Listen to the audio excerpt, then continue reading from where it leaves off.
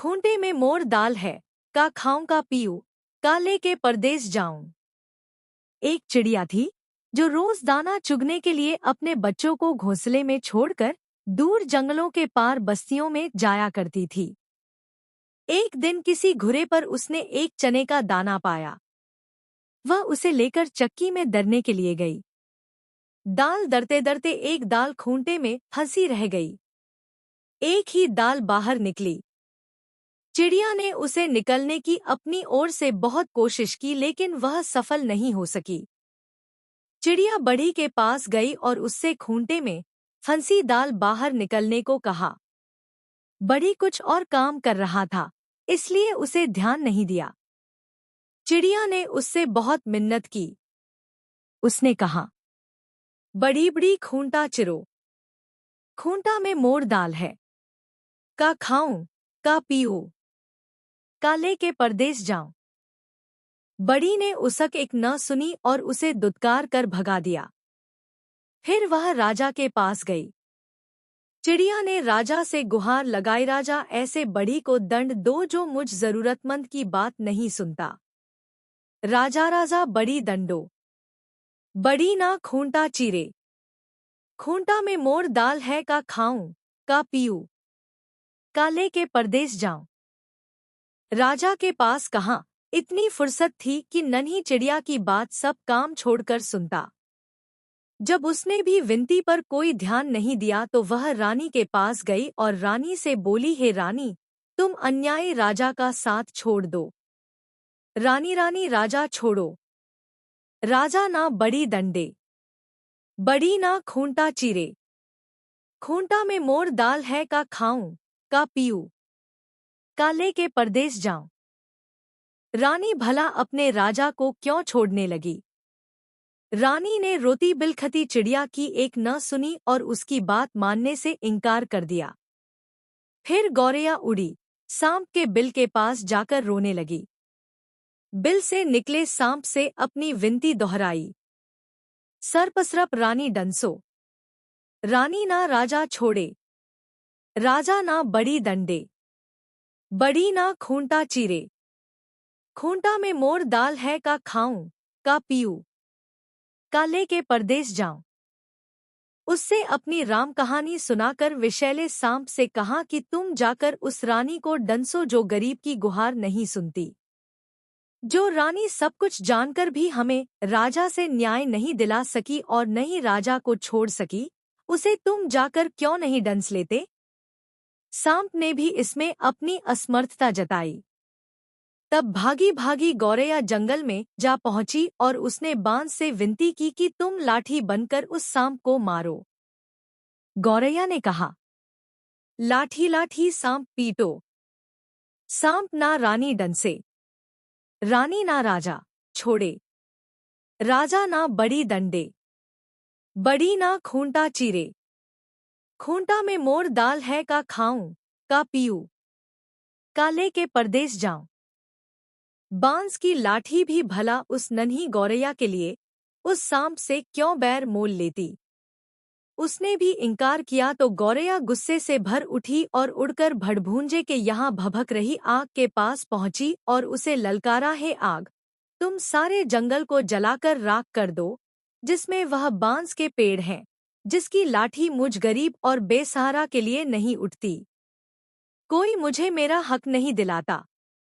आग ने जब सारी बात विस्तार से जाननी चाही तो गौरैया ने अपनी राम कहानी उसके आगे भी सुना दी। लाठी ना विषधर मारे, विषधर ना रानी डंसे, रानी ना राजा छोड़े, राजा ना बड़ी दंडे, बड़ी ना खूंटा चीरे, खूंटा में मोर दाल है, का खाऊं, का पीऊं, का लेके परदेस जाऊं। फिर आग ने जब इतनी छोटी सी बात के लिए जब गौरैया की बात मानकर पूरे जंगल को जलाना ठीक नहीं समझा और जंगल को जलाने से इनकार कर दिया तो गौरैया बहुत दुखी हुई, लेकिन निराश नहीं। वह सागर के पास पहुंची और उसे अपनी पूरी बात सुनाकर आरजू की, सागर सागर आग बुझाओ, आग ना जंगल जारे, जंगल ना लाठी भेजे, लाठी ना विषधर मारे, विषधर ना रानी डंसे, रानी ना राजा छोड़े, राजा ना बड़ी दंडे, बड़ी ना खूंटा चीरे, खूंटा में मोर दाल है का खाऊं, का पीऊं, का लेके परदेस जाऊं। विशाल सागर भला गौरैया की इस गुहार को क्यों सुनता। वह अपनी मस्ती में हंसता हुआ गुजरता रहा और गौरैया उसके किनारे अपना सिर धुनती रही। सुबह से शाम होने को आई। गौरैया को जब यहाँ भी न्याय नहीं मिला तो वह हाथी के पास पहुंची।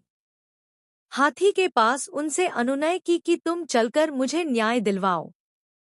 उस समुद्र को सोख लो जो मुझ दुखियारी की हंसी उड़ाता है। बलवान होते हुए भी अन्यायी के विरुद्ध खड़ा नहीं होता। जानते हो हमारे साथ क्या क्या गुजरी। और वह गागा कर पूरी व्यथा कथा हाथी को सुनाने लगी। सागर ना आग बुझावे, आग ना जंगल जारे, जंगल ना लाठी भेजे, लाठी ना विषधर मारे, विषधर ना रानी डंसे, रानी ना राजा छोड़े, राजा ना बड़ी दंडे, बड़ी ना खूंटा चीरे, खूंटा में मोर दाल है का खाऊं, का पीऊं, का लेके परदेस जाऊं। हाथी भी गौरैया की बात सुनकर टस से मस नहीं हुआ। उसने भी उसका साथ नहीं दिया और उसकी बातों को हवा में उड़ाता हुआ अपने लंबे लंबे सूप जैसे कान हिलाते मस्ती में आगे निकल गया। अब नन्ही गौरैया का धीरज टूटने लगा। वह थककर चूर हो गई थी। जहां की तहां बैठी लाचार सी होकर आंसू बहाने लगी। सारी दुनिया उसे अंधेरी दिखाई देने लगी। किससे किससे उसने अपनी कहानी नहीं सुनाई लेकिन किसी ने उसकी मदद नहीं की। बेसहारा लाचार की करुण पुकार पर कोई ध्यान नहीं देता।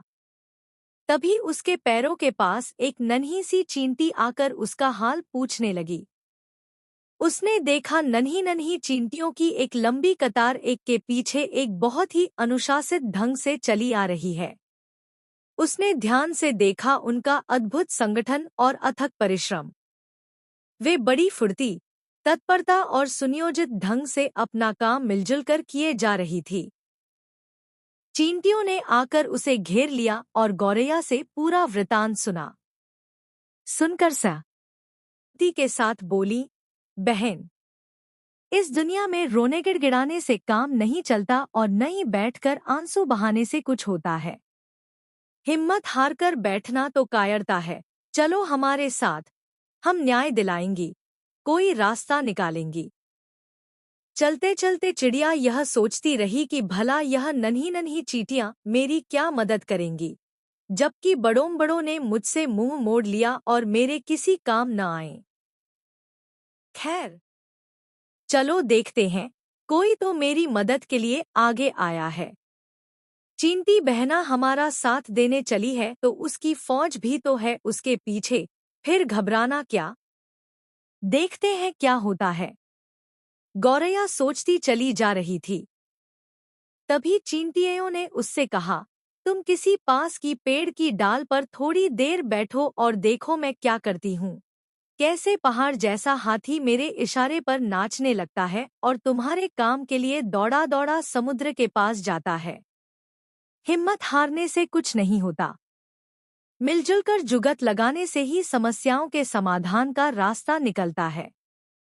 गौरैया फुर्र से पास के पेड़ की डाल पर जा बैठी और चकित होकर चींटियों की असंभव सी लगने वाली बातों को कारगर होते अपनी आंखों के सामने देखती रही। चींटी धीरे धीरे हाथी के पैर से सरककर उसके कान तक जा पहुंची।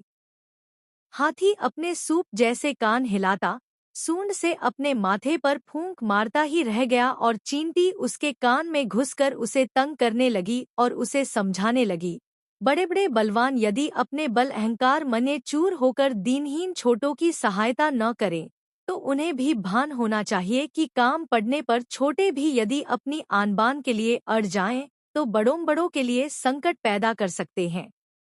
अभी तो मैं अकेले आई हूँ, किंतु मेरे पीछे असंख्य चींटियों की लंबी कतार चली आ रही है। कहीं सबने एक साथ चढ़ाई कर दी तो लेने के देने पड़ जाएंगे। अपने प्राण संकट में क्यों डालते हो। मेरी नेक सलाह यही है कि तुम सीधी तरह चलकर गौरैया का काम करो, नहीं तो आगे समझ लो मरता क्या न करता।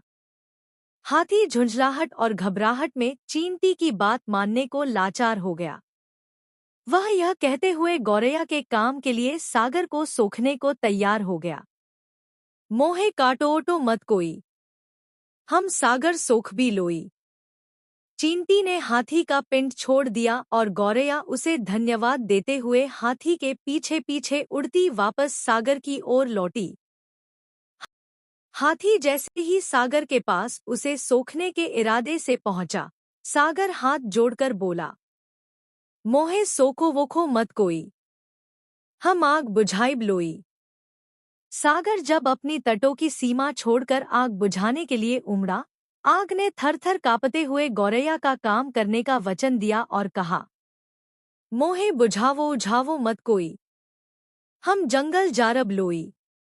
आग जंगल को जलाने के लिए बढ़ी, गौरैया भी साथ चली आ रही है। यह जानकर जंगल ने भी वादा किया, मैं लाठी को सांप मारने के लिए तुरंत भेजता हूँ, लेकिन मुझे जलाकर राख मत करो।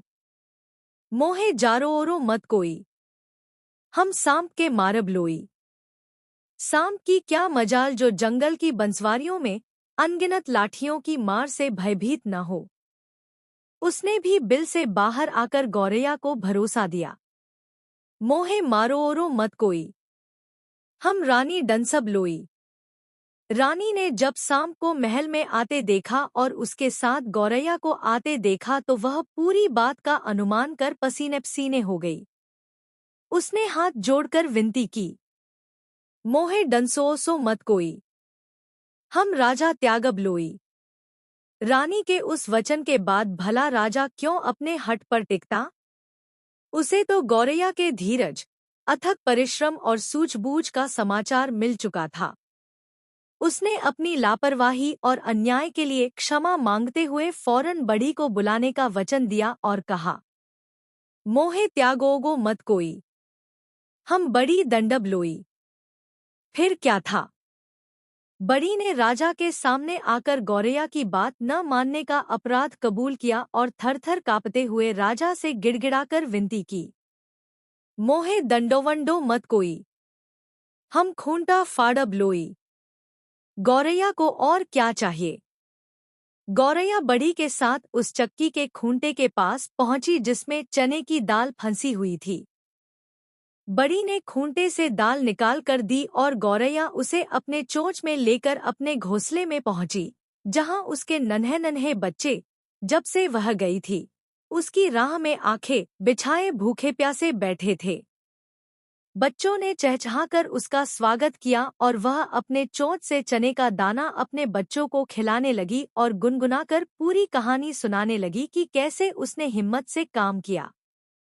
बड़े बड़ों ने उसकी बात मानकर उसकी मदद की, लेकिन जब वह केवल रोगिड़गिड़ा रही थी तो किसी ने उसकी बातों पर ध्यान नहीं दिया। मदद के लिए आगे आईं तो वे चींटियां, जिनकी संगठित सेना के सामने हाथी भी लाचार हो गया। सच ही कहा गया है, सब उसी की मदद करते हैं जो स्वयं अपनी मदद करना जानता है।